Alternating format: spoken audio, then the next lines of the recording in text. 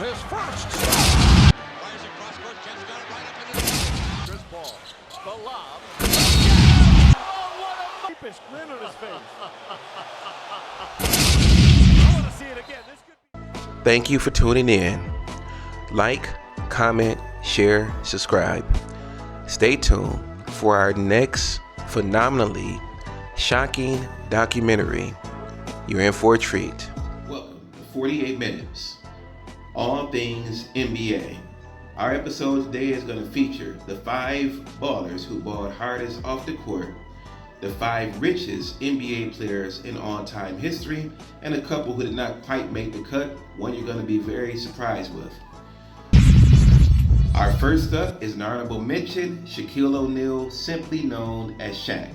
He's everywhere, including his son with arguably the greatest rapper of all time, Notorious Big, also known as Biggie Smalls' Big Papa. Biggie worked with the biggest of the big hitters. Of course, Shaq, Diddy, LL, Da Brat, Faith, and so on. Shaq's biggest hit to date was I Know I Got Skills. He also owns a multitude of businesses, including Papa John's, Five Guys, Big Chicken Restaurant, Authentic Brands Group, which owns JCPenney, Forever 21, Reebok, and Barney's. He also spent $135 million for the name, image, and likeness rights to Marilyn Monroe, Elvis, Ali, David Beckham, and Dr. J. On the court, he was drafted by the Orlando Magic after a great career with the LSU Tigers. The Magic made to the championship with Shaq and Penny, losing to Hakeem's Rockets. He would then go on to the Lakers, team up with Kobe Bryant, Eddie Jones, Nick Van Exel, forming a super team. A couple of years later, Phil Jackson would take the reins and a dynasty would be born. They won 3 straight titles, back to back to back. They were dominant. Shaquille O'Neal is known arguably as the second most dominant player in NBA history behind Wilt the Stilt Chamberlain, Mr. 100 points in one game himself. Shaq and Kobe, the dynamic duo, Batman and Robin, Superman and Batman, unfortunately would have a hard time getting along, and it was going to be hard for the two to coexist. The Lakers had to make a choice, and Shaquille O'Neal would be traded to the Miami Heat.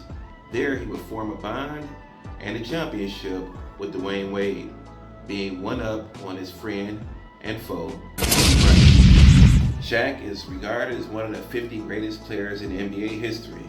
Not only was he dominant on the court, off the court, he's a handful. I told you about the sums he's made. He's been in movies such as Blue Chips and Kazam. He's a spokesperson for the General and has done commercials for them, Taco Bell, Pepsi, Nestle Crunch, Burger King, Radio Shack, Reebok, On Sport, Icy Pain, Comcast, Gold Bond, and he also owns equity in Ring Alarm. He was their major investor. Believe it or not, once Jeff Bezos caught wind of Shaq being a major investor in Ring Alarm, within 6 months, he bought the company out in its entirety, belonging to him, for $1 billion. Shaq is the proud owner of several mansions, living large. Shaq does a multitude of philanthropic and humanitarian deeds for his communities. He also is an honorable mention with a net worth of just over $400 million. Coming in at number 5, the 5th richest NBA player ever, the microwave, Vinnie Johnson, born in New York City, September 1st, 1956. Not highly recruited out of high school, he started at McLennan Community College, 1975 to 1977. In 1977, he averaged 29 points per game, earning National Junior College All-American. After the 77 season, he transferred to Baylor. He played there until 79. He still to this very day holds the all-time high scoring average of 24 points per game at Baylor. His senior year, he also lit TCU up for a 50-piece. He hit him up 50 points without the three-point shot. Go figure, the microwave. He was drafted in the first round in 1979 by the Seattle Supersonics, where he played for 2 years before being traded to the Motor City Detroit Pistons. This would be important for a couple of reasons. One, it will pair him with future Hall of Famer Isaiah Thomas and Bill Laimbeer. Eventually, Joe Dumars would join the fold, which would turn into what we know as the Bad Boy Pistons. Vinnie would come off the bench, and this is where the nickname came from. Instant offense. Off the bench, he would average over double figures in 8 of his 9 years in Detroit. Believe it or not, he never won a Sixth Man of the Year award. He was instrumental in the Bad Boy Pistons winning back-to-back titles in 1989 and 1990.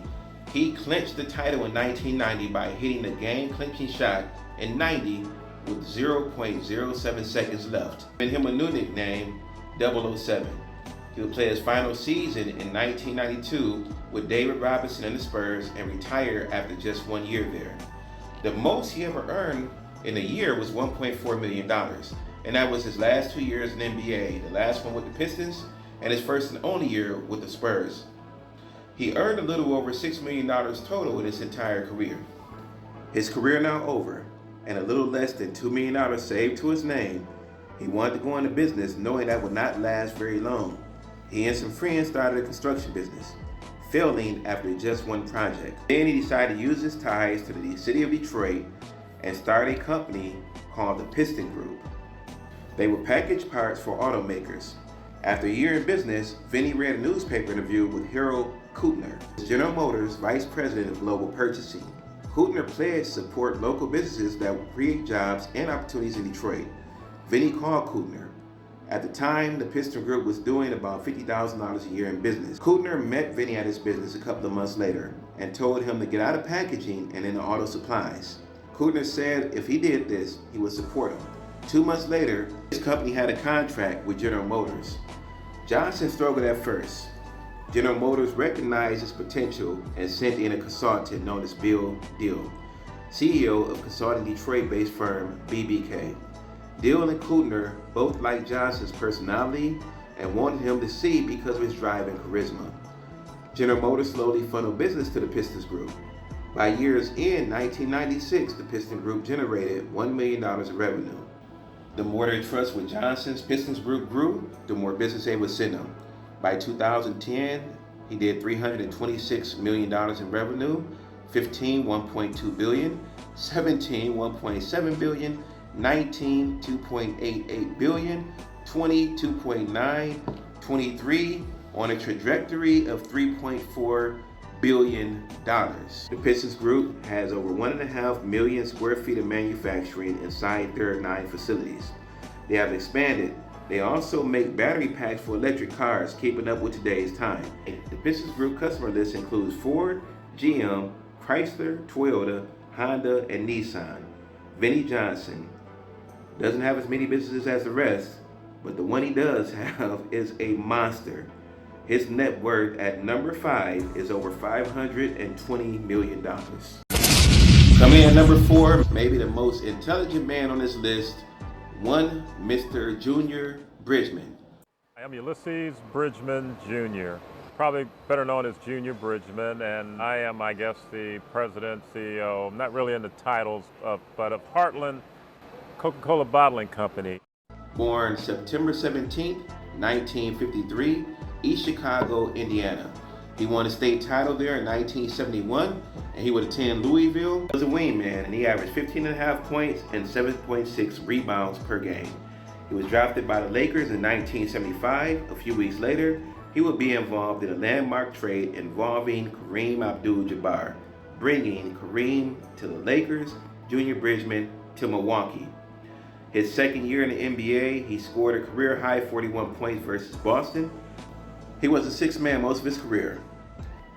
Something about being a sixth man, go figure. He averaged 13.5 points in his career from 75 to 87, spending 11 with the Bucks and 2 with the Clippers. Believe it or not, during the offseason, he would take up work at Wendy's restaurant so he could learn their business model. How many rich people do you know that would humble themselves enough to work at a fast food restaurant where everybody and their mamas could see them? That'd be pretty hard in today's social media world, wouldn't it? After his last year in the NBA, he bought his first Wendy's restaurant. It became very successful. Then he bought another, and another, and another, and another, and another. And then he bought a Chili's restaurant. He bought another, and another, and another, and another, and he just kept buying. He would own over 163 Wendy's restaurants and over 113 Chili's. In 2017, he would sell them all. Junior Bridgeman also closed a deal and acquired Coca-Cola Refreshments Canada from the Coca-Cola Company. 2019, Ebony Jet was in bankruptcy. He bought them out of bankruptcy, purchased a magazine for over $14 million. By the way, Junior grew up with Ebony and Jet. Jet having the beauty of the week in her centerfold. I think that all of us really like the beauty of the week in Ebony Jet. If you haven't seen it, you might want to start grabbing up some old copies. Milwaukee would eventually retire Junior Bridgman's jersey, number 2, in 1988 because of all of his philanthropy that he's done for the city and abroad. Junior put all 3 of his children through college to get business degrees so they can carry on the family legacy of business. Junior comes in as the 4th richest NBA player ever, and he has a net worth of over $600 million and growing. Coming in at number 3, the Magic Man, the maestro of the Showtime Lakers, Magic Johnson, born Irvin Johnson, August 14, 1959, in Lansing, Michigan, arguably the greatest point guard of all time. He acquired the lifelong nickname as a sophomore in high school after recording a 36-point, 18-rebound, 16-assist triple-double. He led every high school to a state championship, and as a matter of fact, he's won a championship at every single level, whether it was high school, college, the NBA, or the Olympics with the Dream Team. He went on to Michigan State after being recruited by pretty much every collegiate powerhouse. In his sophomore year, he led the Spartans against Larry Bird's Indiana State Sycamores. It would become a rivalry then and defined the 1980s. Showtime LA Lakers was born. Magic led the Lakers to the championship his rookie year. They had a 3-2 lead on Dr. J and Moses Malone, Philadelphia 76ers. But Kareem got hurt. What did Magic do? He played all 5 positions on the court and recorded 42 points, 15 rebounds, 7 assists, and 3 steals, becoming the only rookie ever to win NBA Finals MVP, and that still stands to this very day. In the 80s, Magic and Bird put the national spotlight on the NBA, and many thought they had saved the sport. The Lakers won 5 titles in the 80s. They were a dynasty. Unfortunately, in the summer of 1991, Magic was diagnosed with HIV. This was a sad day in the NBA and pop culture. The Magic Man had one of the saddest press conferences of all time. He vowed to fight what we call the deadly disease. First of all, let me say good after late afternoon. Because of the HIV virus that I have attained, I will have to retire from the Lakers today. I just want to make clear, first of all, that I do not have the AIDS disease, because I know a lot of you want to know that, but the HIV virus. My wife is fine. She's negative, so no problem with her. I plan on going on, living for a long time, bugging you guys like I've always have. So you'll see me around. I plan on being with the Lakers in the league. Hopefully David will have me for a while. Magic would win gold in '92 Olympics. He'd also try coming back to coach in '94, did not quite work out, did not have the patience for it. And he had a short stint of returning player in 1996, but they would lose in the first round to the Rockets in 4 games. His focus thereafter would be on business. He started Magic Johnson Enterprises. One of his first endeavors was a movie theater in South Central Los Angeles. Against everyone's advice, he felt he was destined to open it. He called a meeting with the OGs. He had some buddies help him gather the Bloods and the Crips, and there were over 35 gang members, mostly what we call shot callers there. He told them he wanted to help empower and build the communities there. He said it wouldn't be good for them or anybody else involved if there was violence inside or outside the theater. Many of them, being Lakers fans, looked up to Magic. They gave him their word. That would be a truce territory. Magic told them all, if they needed jobs, he would give them jobs. If their family or friends needed jobs, he would give them jobs as well, because everybody deserved a second chance. The theaters would go on to stay open for more than 10 years, many enjoying the ambiance and the serenity that was inside of Magic Johnson theaters. In 2005, Magic's group bought the tallest building in Brooklyn, formerly known as the Williamsburg Savings Bank. They would turn it into a lavish luxury living quarter. The top floors being the luxury condos, the bottom floors being high-end shopping stores. Magic would also start Magic Johnson Music. That's where he discovered music artist Avant out of Cleveland, Ohio. After 2 decades, Avant is still going strong. Magic would also add Boyz II Men and Kelly Price to his label. His businesses included Starbucks, Fridays, Sodexo's, Burger King. He sold a lot of stores to be part owner of the LA Dodgers. He's also part owner of the LA Sparks, soccer team LAFC, and NFL's Washington Commanders. Magic's net worth is over $620 million, and his portfolio continues to expand. We are now about to go into what is known as the Nike effect. Magic was a Converse man. Believe it or not, the biggest regret of his career was turning down a Nike offer, which was $1 for every Nike shoe sold and 100,000 shares of Nike stock.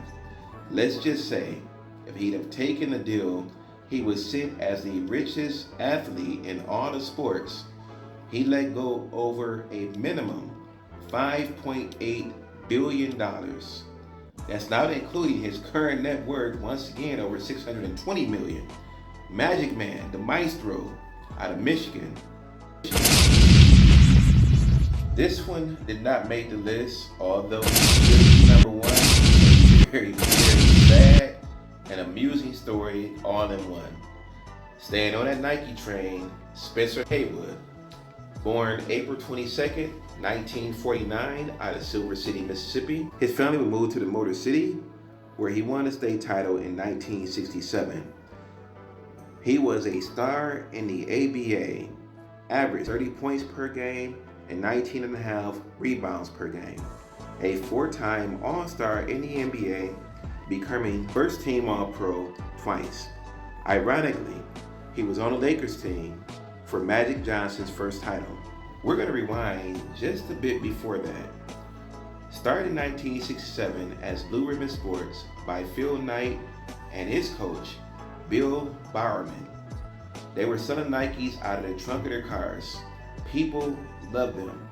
In 1971, the company changed its name to Nike. Phil Knight paid graphic designer Carolyn Davidson $38 to create the logo that we now know as the swoosh. To this day, it still stands. I wonder if he ever truly compensated Miss Davidson. Knight and his Nike company wanted Haywood bad. Really, really, really bad. Offering him 2 options. 1, they give him $100,000 for his marketing services. 2, they give him a 10% stake in the company. Not in his shoe, but in the company. Haywood actually took 10% stake in Nike. His agent, not knowing how to properly get his 10% manager/agent commission, decided to go behind his back while he was out of town on a trip and sold his stake for $100,000, netting him $10,000 and Spencer $90,000. Bruh, I don't know about you, but check this out. I'm just trying to gather my thoughts here. Nike is currently worth $139 billion. If Haywood had kept his stake, he'd be worth $13.9 billion, quadrupling our number one's net worth. I gotta love this man's patience. I don't know how he did it, but if that was me, Say hello to my little friend. he'd probably be swimming somewhere or floating up under the ground somewhere with Jimmy Hoffa Jr. I'm just saying. Spencer still has a net worth of $3 million. That pales in comparison to where he should be, but unlike some of us, he still has his freedom. You my hero. I wouldn't be free right now. I'm just saying, props to you, bro. Thank you for showing patience, and wow. All right. Coming in at number 2. King is born. Maybe the most highly touted player ever out of high school. Born 12/30/1984, Akron, Ohio, LeBron James. Widely considered as the greatest player of all time.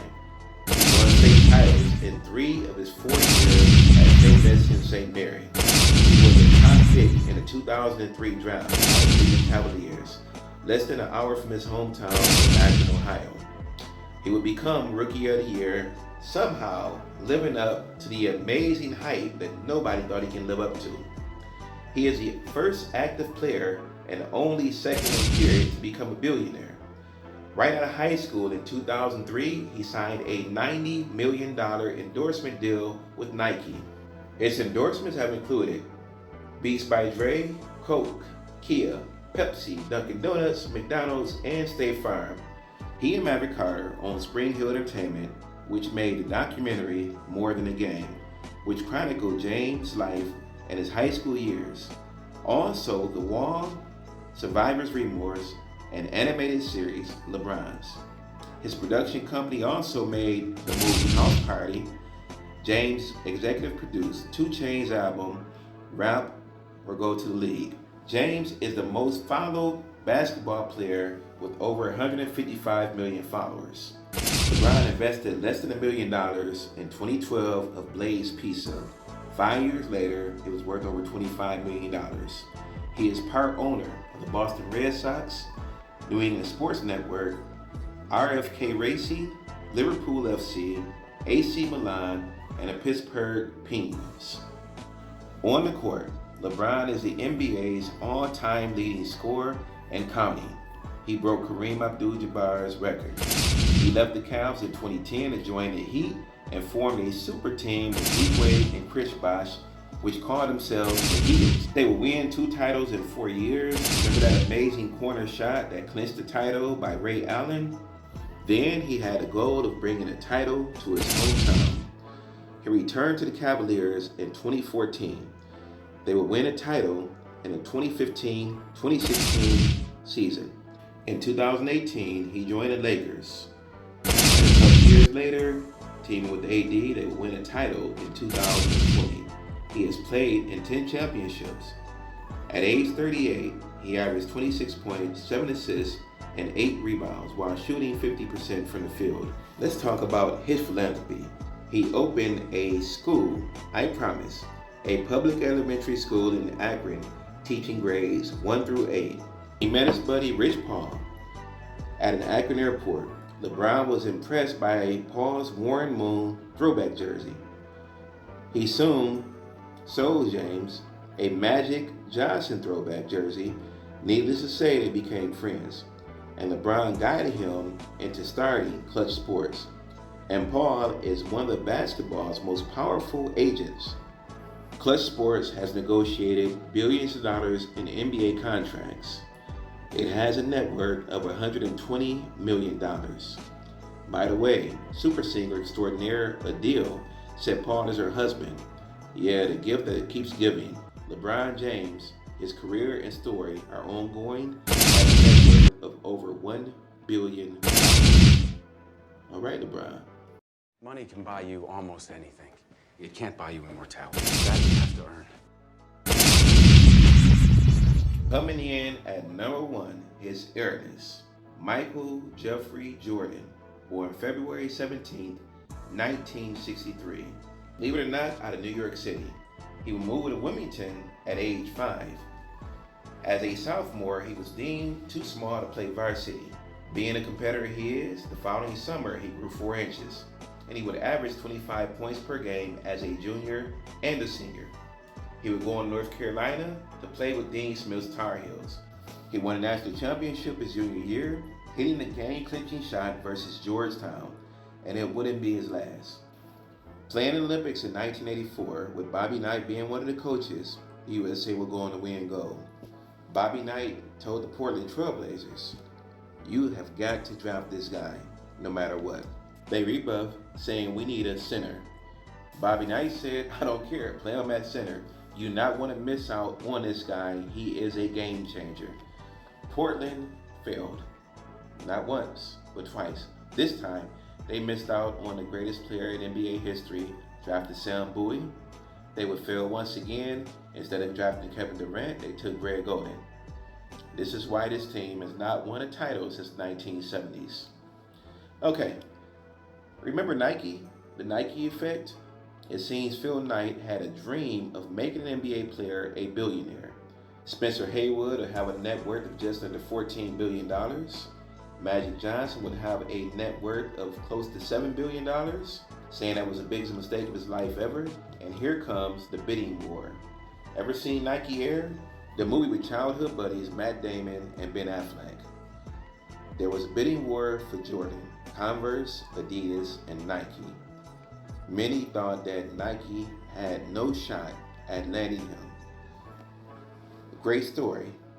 Sonny Vaccaro was very, very, very ambitious to try and land Michael Jordan. He threw the house at him. He threw the house at Phil Knight. Anybody connected, he was not to be denied. He said, this is going to change the face of Nike. Phil Knight said, well, what if it doesn't? Sonny Vaccaro said, you can fire me and I will take no more pay from you guys. Now we have Rob Starzer, who leaned heavily on Knight and Vaccaro to accept the colorful Air Jordan. You know, those red, white, and black. Those were the inaugural Air Jordan shoes. They were against it because of the fines. Starzer said, we'll pay the fines, it'll bring exposure to us. His executive said the publicity would help bring attention. The fine was $5,000 per game. Michael's mom, Mrs. Jordan, did not get much resistance in her asking for the world, something that had never been done before, in a percentage of every single shoe that was sold by Michael Air Jordan. Nike had already offered a 10% stake to Spencer Haywood and $1 for every single shoe ever sold by Nike to Magic Johnson. So it was a no-brainer, given everyone felt like Michael Jordan would become the most marketable person advertising any shoe, eventually above Magic, Bird, Isaiah, Dominique, and everyone else behind them. Air Jordan is its number 2 shoe company in the world, second only to the Nike shoe company he helped propel. Jordan's fortune from Nike, along with endorsements with Gatorade, Coke, iTunes, McDonald's, and others, gave him enough wealth to purchase his own NBA franchise, the Charlotte Bobcats, for $275 million. He sold them July 2023 for $3 billion. All this wouldn't be possible without his superior play on the court, winning 6 out of 6 NBA championships, bringing attention to his brand by winning dunk contests in 1987 and 1988. Ja Morant, do you hear me? Ja, do you hear me? You need to rebuild your brand, bro. Ja, we waiting on you, man. Get in a dunk contest. Build your brand back up. You need it.